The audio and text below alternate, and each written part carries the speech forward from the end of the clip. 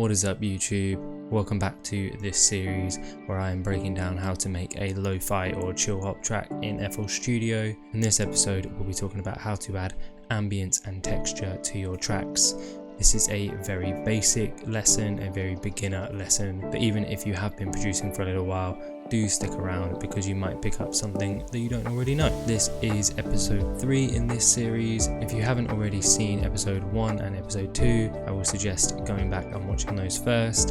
In episode 1 we talked about how to build melodies and counter melodies in your tracks. In episode 2 we built out a drum kit and talked about the different elements of that. So if you haven't watched those already, do go back and watch them now and then come back to this video to follow along with the whole journey. But if you have seen those already, let's jump straight into FL Studio and talk about ambience and textures.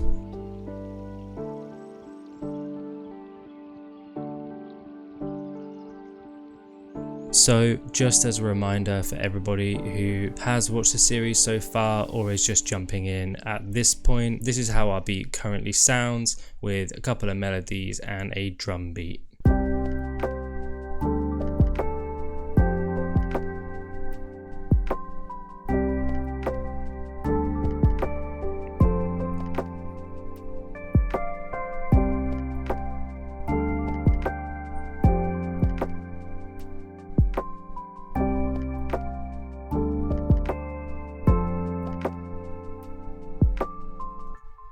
So there we have a really nice, warm, kind of dreamy beat that's coming along. Now it would be a really great time to start adding some pads or some strings, some of those extra elements that are going to help build out the atmosphere and the overall feeling of the beat. Now I tend to always add at least one pad to my track, but you can layer multiple pads for some really effective storytelling. So what I'm going to do now is just load in one of my favorite pads and then we'll take a look at how to add that into your beat. What I've got here is the Labs Azure piano pad, and this is a really lovely warm sounding pad.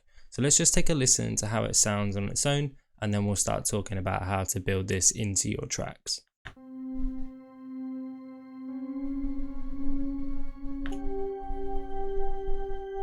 So as you can hear, it's a really simple pad. It's got a really nice warm feeling to it. With a little bit of EQing, you can get really lovely sound out of this, and it's totally free. So where I normally start with adding my pads is using these ghost notes to start building out your sound.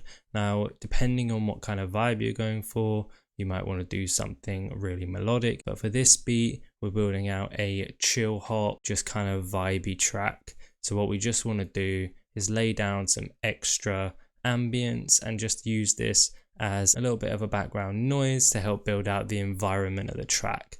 So I'm going to start here with this C5, that's the root note of our track and always a good place to start. And then what I think I'm going to do is add a 5th on top of that. So we'll add that G as well. Let's take a listen and see how that sounds when combined with the rest of the track. We're going to extend that to play for 2 whole bars.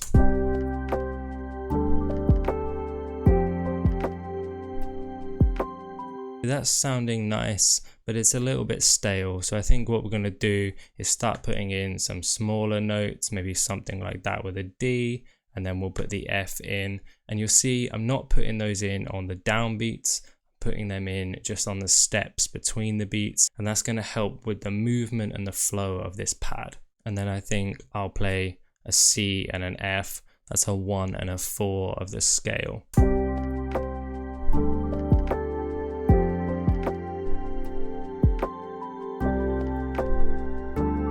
See that A note, it's a little bit too harsh for this part and this step. So what I'll do is take that out, take that D out and instead put in an E. Those 2 notes don't really play well together. So let's maybe bring that F in a little earlier and extend it, and then extend that G like that.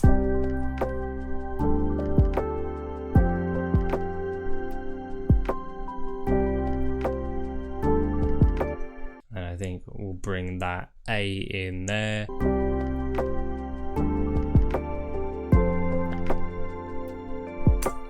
don't be afraid to just really play around with this. It can be as simple or as complicated as you need it to be for your track.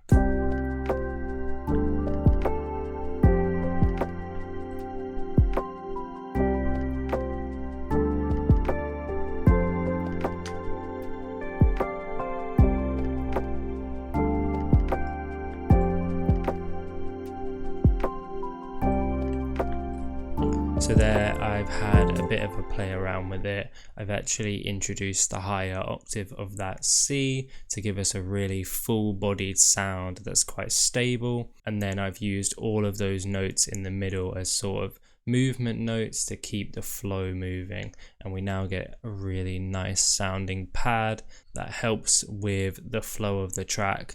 And then a little tip here is at the end of that 8th bar or 4th bar, 16th bar, whatever, I built out a really fleshed out sound, and that will help with a transition into, say, a hook or something like that. So let's take a listen and you'll see what I mean.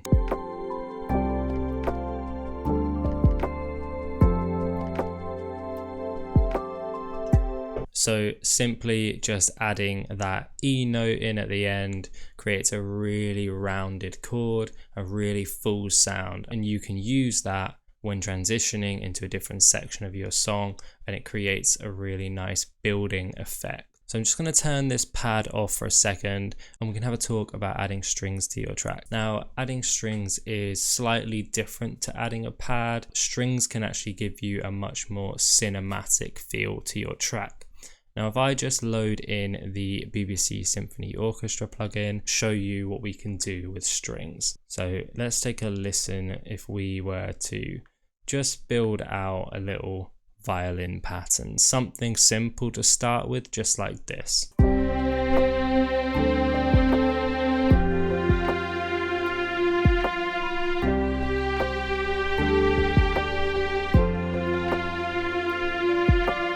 So already we get a really cinematic vibe from that.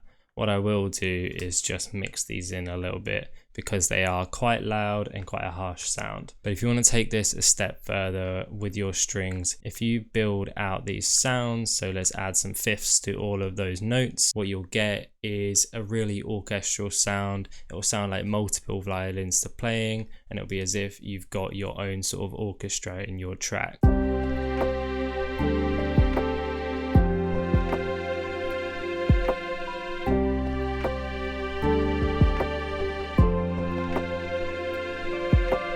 And you can get really effective with this, build out 2 separate patterns, possibly something like that, and then you can have a real nice crescendo at the end. So let's take a listen, see how this second section sounds.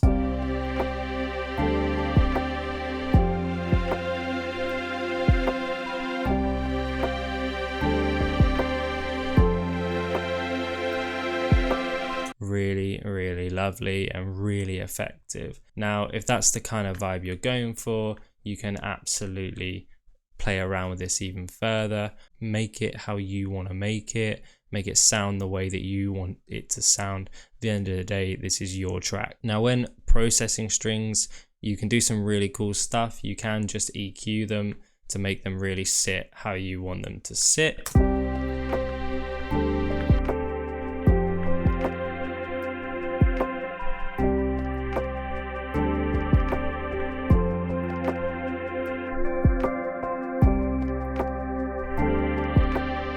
And you'll see here that just by taking out a couple of those highs, we actually get something that is closer to a pad sound. If we were to say add a ton of reverb to this,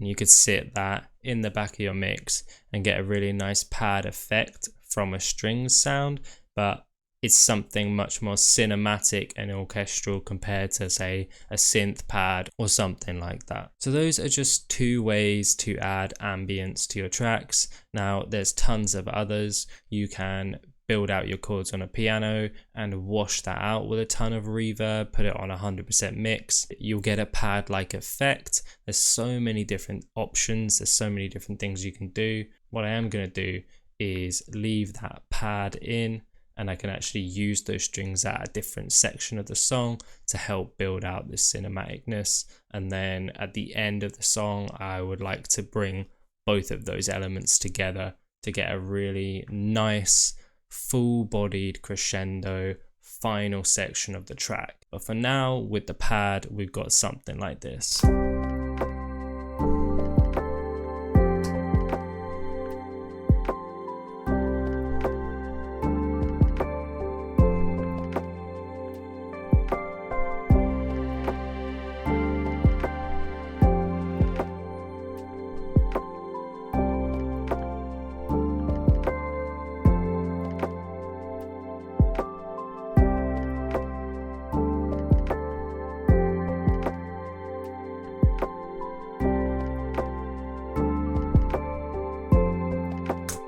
So now let's have a talk about adding texture to your track, and the simplest and easiest way to do this is to add a textural sample. Something that a lot of lo-fi tracks do is to add sounds, so to add rain sounds or vinyl crackles, things of that nature.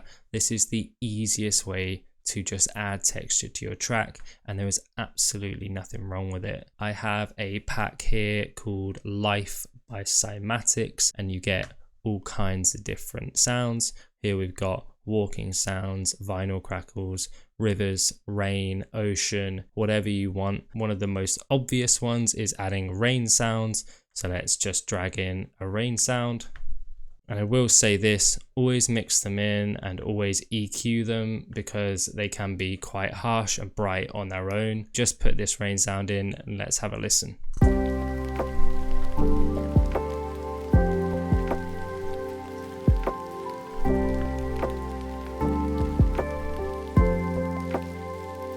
It's a really easy way to add some high end to your track if you don't already have high end. I think the rain sounds nice, but I also think there could be more to add.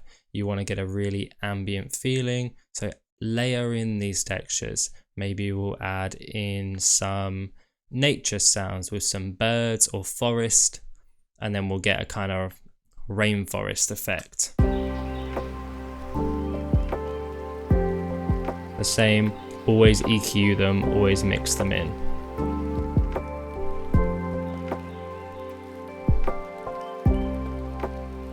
And layer 2 or 3 of these together, and what you'll get is a really nice atmospheric soundscape, and you can just build your track out with this almost background ambience. It's going to add an extra layer, it's going to add some of that really lovely high end to your track if you don't have some already. This is the simplest and easiest way to add texture to your tracks. So that's about it for adding ambience and texture to your track. I do hope you've enjoyed watching this video. This beat is coming together now. Come back next week for episode 4, where we'll split this out and then start looking at those final finishing touches to your beats. We'll take a look at transitions, ear candy, so do tune in for that. But for now, this has been a quick tutorial on adding ambience and texture to your tracks. My name is Sam and I work under the artist name of Kayo.